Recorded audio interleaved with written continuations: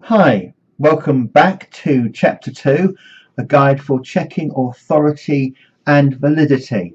This is one of the videos that I'm doing for my book on social media for the Creative Library, published by Facet Publications, which hopefully you've got a copy of, either that you've bought it or that you've had a look at in your library. What I'm going to do in this chapter is really look at the problems that we have when trying to ascertain whether we can trust the information that we're finding on social media or not. This is obviously an issue that we've had in the past. You have it with a book. Who's the author? How old is the book? Who was the publisher? We have this when we're looking at newspapers. What's the political bias of a particular newspaper? And we also do it on the web. What's the URL of the web? Does it end in a .ac.uk or .gov.uk or a .co.uk website? What does all of that tell us? The same thing occurs when we're looking at social media based resources. We just have to learn to interpret signals slightly differently, and that's what I want to look at here, principally looking at both Twitter and Facebook. Now, on Facebook, Twitter seems to have a real problem with Fidel Castro. If you do a search for "is Fidel Castro dead?", you will find hundreds of thousands of tweets which very definitely indicate to you that probably he's dead. But you'll also see an awful lot of them that say, well, no, actually the reports are unconfirmed, but he might be, he might not be. It seems to be almost every single year that we see a series of hoaxes on Twitter claiming that Fidel Castro has died. If you just went by the number of people that tweet or retweet something, you would automatically assume that what was tweeted or retweeted was actually true. But obviously it's not, very far from it. Just because hundreds or even hundreds of thousands of people say something, that doesn't actually mean that it's true. If you follow the link bit.ly/PhilBCastro, you'll go to a really interesting website that's talking about Fidel Castro dead, the anatomy of a trending Twitter meme, and it's really worth a quick read because it does go into this whole saga in a lot more detail than I'm able to in this particular video. But how can you trust the stuff that you're finding on Twitter? You really need to go back to the poster or of the article or looking at their biography. So taking mine, for example, you can go to twitter.com/PhilBradley. You'll see my page and you'll see the number of tweets that I have sent out over a period of time, who I'm following, how many followers I've got, and so on. But we can take this into rather more detail. You want to see what kind of tweets somebody is tweeting. Is it the same repetitious thing linking to another website? What's the subject area? Is it appropriate in that particular area, or are they going off talking about lots of different things?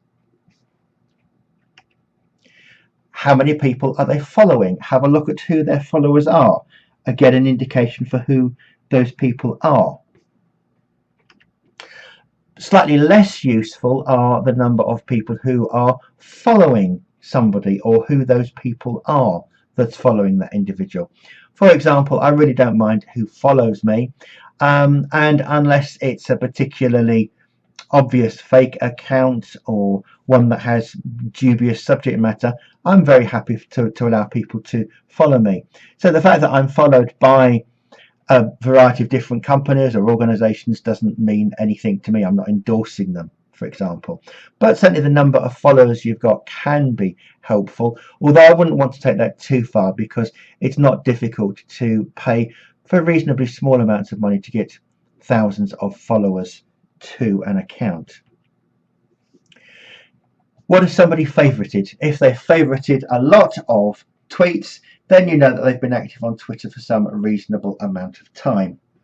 And finally, do they have any lists? Have they created lists based on the people who they are following?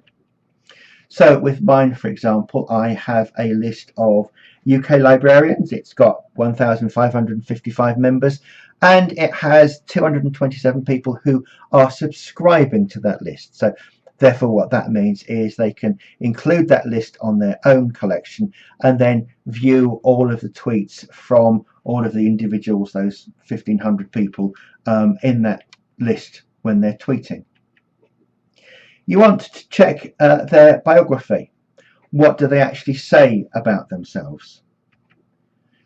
Where do they live? Have they got a website address? When did they join Twitter? All of that will help you to get a feel for how long the account has been active, what areas it's active in, and how it is regarded by other people in the Twitter community. You can also try a website such as wefollow.com. I've done a search here for a librarian, and what you see here are people who've gone to WeFollow. They've registered themselves with the search engine, and you've got an indication of the importance of those people based on the number of tweets that they have, the number of followers they've got, and so on. Moving on to Facebook, there are a huge number of fakes on Facebook, and it's very easy for people, even those who are reasonably net savvy, to fall into the trap. This particular page looks reasonable. We've got 200 Kindle files and a slight package damage, therefore they cannot be sold. Now the first thing you've got to think about here is, well, why would Tesco give away these things? Because they've got slight package damage. Well, I can't see any slight package damage on the picture. That's clearly just been opened. So, you know, why would they want to be doing that? You should automatically start thinking critically. There's also one other really tiny clue on this page that should give you pause for thought. So have a quick look and see if you can work out exactly what that is. If I go to the page, we've got the Tesco's page here, but then if I go back to Facebook and do a search for Tesco, we find that page. This is slightly blurrier, that's my fault, I'm afraid, but as you can see, between the two of them there's very little difference. The differences occur in the number of likes. With this page we've got 236 likes, and with this one we've got over 1,276,000 likes. The other really key element here is that full stop after the word Tesco. Facebook will regard this as a completely different page to the one without the full stop. So this is the fake page.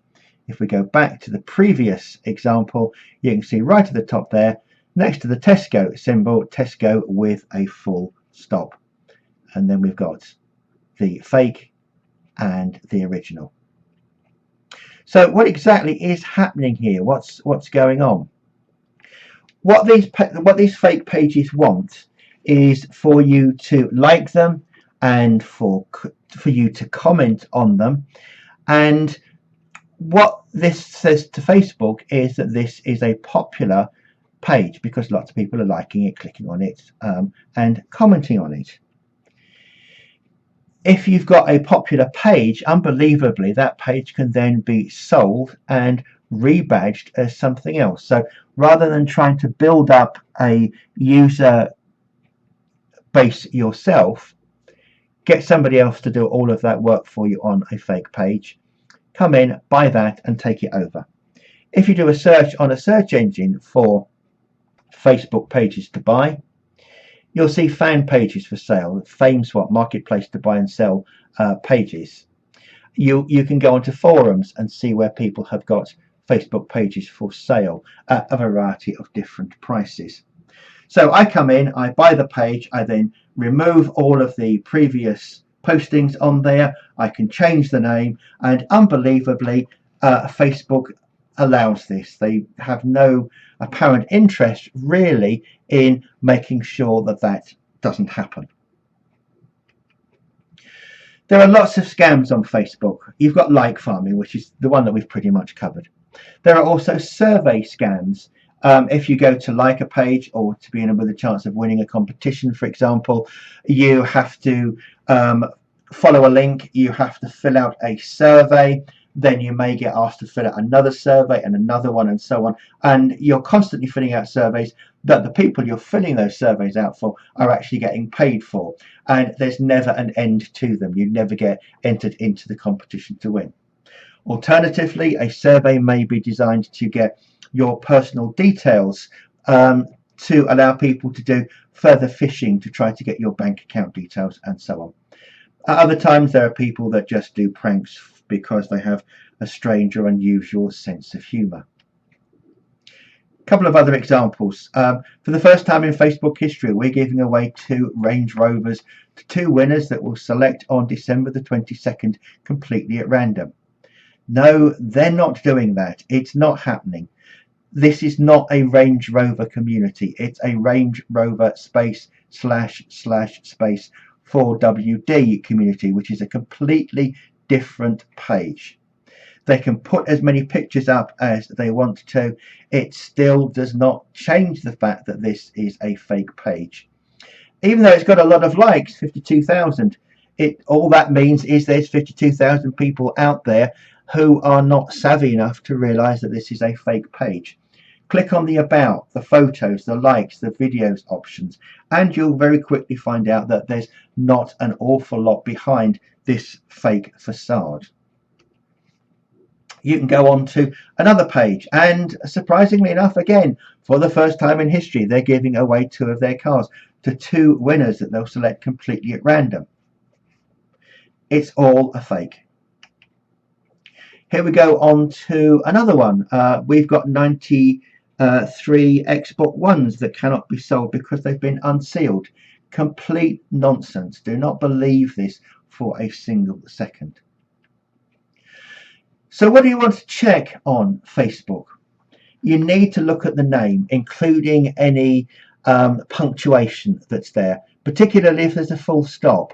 That's often an indication that there's a problem here. Go back to Facebook and do a search for the original site. So if you've gone to Tesco's and it's got a full stop, go back to Facebook and do a search for Tesco and see what comes up.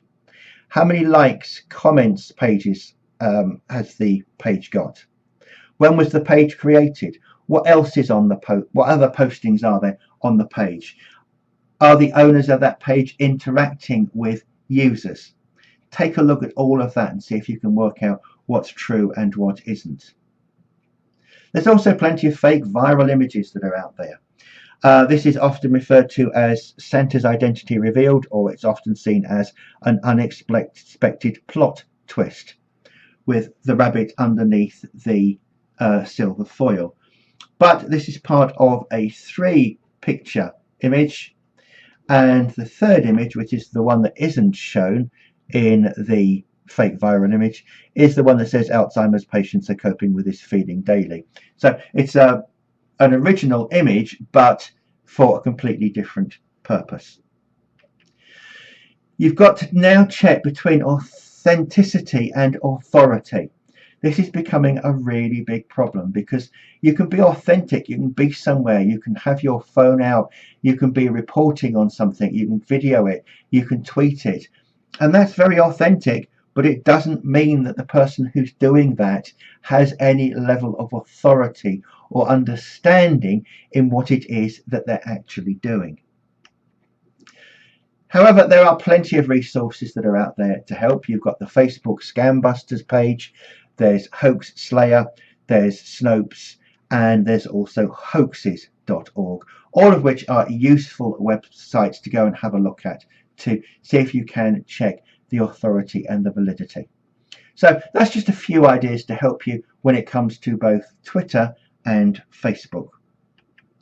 In the next video, I'll be looking at how you can create pages in 2 different tools, both called Symbaloo and Pearl Trees. And so until then, it's Phil Bradley, and I'll see you later. Bye bye.